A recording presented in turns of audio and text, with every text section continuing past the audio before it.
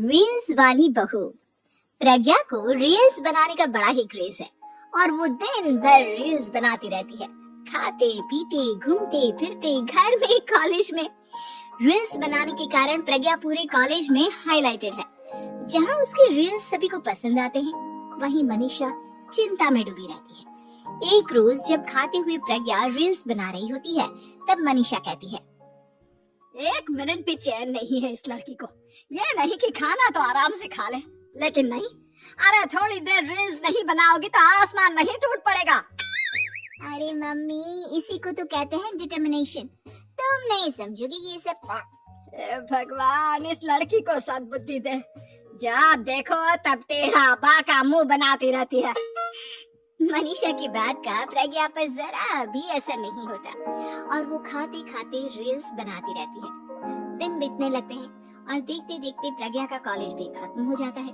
आए दिन कोई ना कोई मनीषा को प्रज्ञा की शादी करवाने का सुझाव दे जाता है।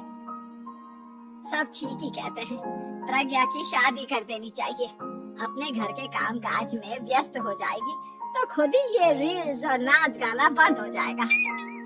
मनीषा और प्रेम प्रज्ञा के लिए एक अच्छा लड़का ढूंढने लगते हैं और तभी विकी का रिश्ता प्रज्ञा के लिए आता है, जिसने प्रज्ञा को उसकी रील्स देखकर पसंद कर लिया था। अगले दिन विकी अपने माता पिता के साथ प्रज्ञा के घर पहुंच जाता है और प्रज्ञा साड़ी पहने हाथों में चाय की ट्रे लिए उनके सामने आती है। जब विकी को पसंद है तो हमें भी बहू पसंद है। बहन जी, आप बारात की तैयारी कीजिए। एक बार लड़का लड़की अकेले में बात कर ले तो अच्छा रहेगा। हाँ हाँ, क्यों नहीं। मनीषा विकी को प्रज्ञा के कमरे में भेजती है, जहाँ प्रज्ञा पहले से ही रील्स बना रही होती है। तभी विकी कहता है, आ गए आपके साजन जी। हमारे साथ ये रील्स कंप्लीट करते तो और भी अच्छा रहता। अच्छा जी, अब आ ही गए हैं तो बना ही लेती हूँ आपके साथ। दोनों मिलकर रील्स बनाते हैं। जब भी मीट और तुरंत पोस्ट भी कर देते हैं। फिर विकी कहता है, जब आप साड़ी में चाय लेकर आई तब मुझे लगा कि कहीं मैं गलत घर में तो नहीं आ गया। अब सही है। दोनों की शादी पक्की हो जाती है और शादी के दिन भी प्रज्ञा रील्स बनाने से चूकती नहीं। यहाँ तक कि बारात के समय भी नाचते हुए रील्स बनाती है। सभी लोग प्रज्ञा की तारीफ के फूल बांध देते हैं और प्रज्ञा नाचती गाती अपने ससुराल चली जाती है। सब कुछ अच्छा चल रहा होता है। प्रज्ञा यहाँ भी दिन भर हर चीज की रील्स बनाती रहती है। लेकिन कुछ दिनों के बाद जब सुनीता कहती है, बहू, ये रील्स के साथ साथ कुछ काम भी कर लिया करो। वैसे तुझे और क्या क्या बनाना आता है? मम्मी जी, वैसे तो सब कहते हैं कि मैं सब कुछ अच्छा बनाती हूँ, लेकिन मुझे लगता है कि मैं मैगी अच्छा बना लेती हूँ। हाँ, कॉफी भी अच्छा बना लेती हूँ और मुंह तो सबसे अच्छा बना लेती हूँ। हैं? अच्छा अच्छा। सुनीता अपना माथा पकड़ लेती है और कहती है, बहू, कुछ खाना बनाना भी सीख लेती हूँ। मम्मी जी, मैं लंबी प्लानिंग कर रही हूँ।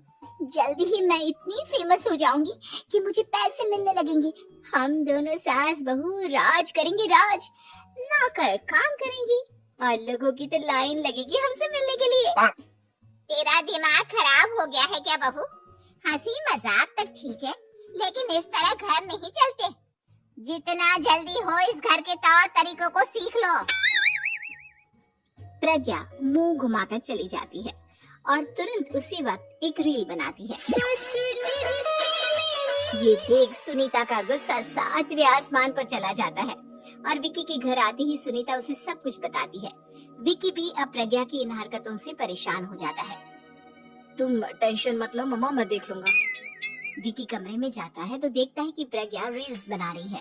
विकी बड़े ही प्यार से प्रज्ञा से कहता है, प्रज्ञा, इन सब के लिए मैं तुम्हें मना नहीं कर रहा हूँ, लेकिन फिर भी हर वक्त तो ये अच्छा नहीं लगता ना। समझने की कोशिश करो, मुझे भी तुम्हारा थोड़ा वक्त चाहिए। मैं जब ऑफिस से आता हूँ तो मुझे समय देने की जगह इसी में लगे रहते हो। तुम ज्यादा ही सोच रहे हो। तुम भी मेरे साथ रील्स बनाओ ना, तुम्हें भी बहुत अच्छा लगेगा। तुम्हें इज्जत से कोई बात समझ में नहीं आती क्या?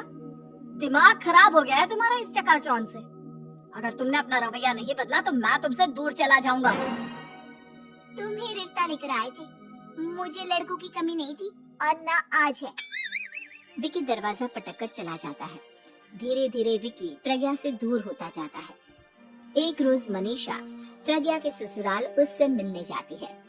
तब सुनीता उससे कहती है, बहन जी अब आई है तो कुछ दिन यहाँ रहकर जाइएगा, आप ही का घर है। हाँ मम्मी, बहुत दिन हो गए तुम्हारे साथ एक भी रील नहीं बनाई मैंने।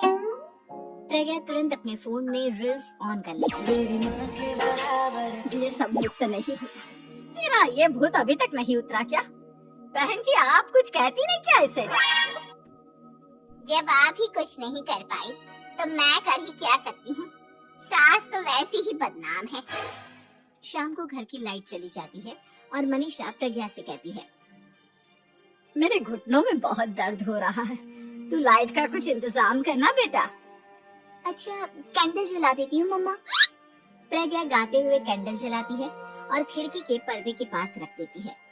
मनीषा जिसे बहुत दर्द हो रहा है वो सो जाती है और प्रज्ञा हमेशा की तरह अपने रील्स में लग जाती है। उधर कैंडल की वजह से पर्दा आग पकड़ लेता है और मनीषा के कमरे में आग लग जाती है। बचाओ, कोई है बचाओ।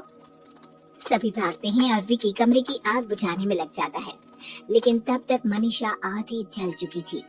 मनीषा की हालत देख प्रज्ञा रोने लगती है। विकी मनीषा को तुरंत हॉस्पिटल ले जाता है और उसे एडमिट कराता है। विकी प्रज्ञा से कहता है, देख लिया ना, तुम्हारे इस नाच गाने की वजह से आज तुम्हारी माँ की जान जाते जाते रह गई। अब पता नहीं तुम और क्या चाहती हो। उधर डॉक्टर कहते हैं, इनकी हालत बहुत नाजुक है, आधे से ज्यादा जल चुकी है। प्रज्ञा रोती हुई मंदिर में जाती है और भगवान के आगे जाकर कहती है, भगवान मेरी माँ को ठीक कर दो, मैं कसम खाती हूँ आज से ये रील्स बनाना छोड़ दूंगी, बस मुझे मेरी माँ वापस मिल जाए। 2 दिन बीत जाते हैं और मनीषा खतरे से बाहर आ जाती है। पेशेंट अब ठीक है, आप लोग उनसे मिल सकते हो। सब कोई मनीषा से मिलता है और प्रज्ञा सबके सामने अपना फोन तोड़ देती है। मुझे माफ कर दो मम्मा, मैंने तुम लोगों की बातों को नजरअंदाज किया।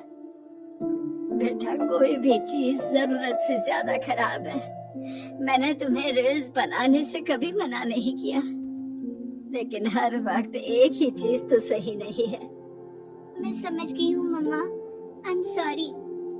प्रज्ञा उस दिन से रील्स बनाना छोड़ देती है और पूरी तरह से अपने घर में लग जाती है।